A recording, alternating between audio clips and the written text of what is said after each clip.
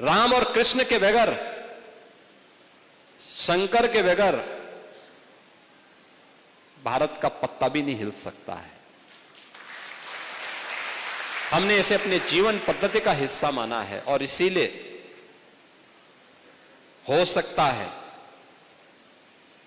कि डॉक्टर लोहिया की वर्तमान के चेले न मानते हो, लेकिन डॉक्टर लोहिया ने एक बात कही थी। एक बार उनसे पूछा गया था, भारत जब आजाद हुआ, आजाद भारत के अंदर डॉक्टर लोहिया प्रखर समाजवादी थे।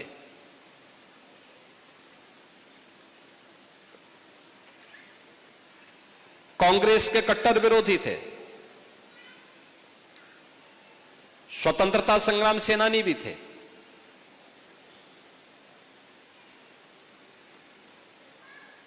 आजादी के बाद दुनिया के अंदर आशंका उठाई जा रही थी कि भारत बहुत दिनों तक एक नहीं रह पाएगा, भारत फिर से विभाजित हो जाएगा। उनसे जब पूछा गया कि लोहिया जी बताइए,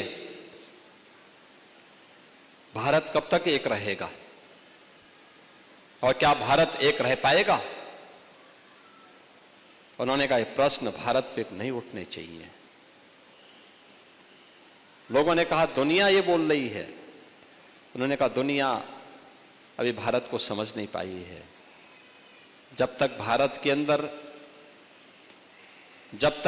के अंदर राम, कृष्ण और भगवान शंकर की पूजा होती है, वो रहेगी, तब तक भारत का कोई बाल बांका नहीं कर पाएगा।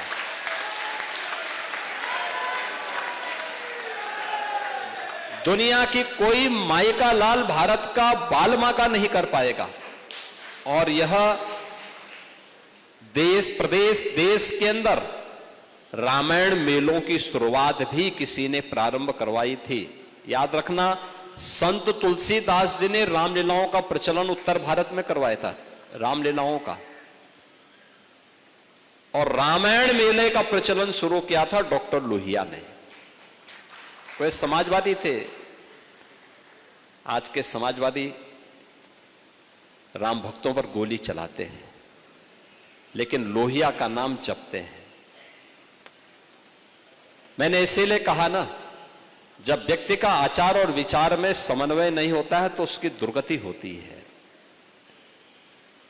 और जो राम का विरोधी है उसकी तो दुर्गति हमेशा होनी ही होनी है।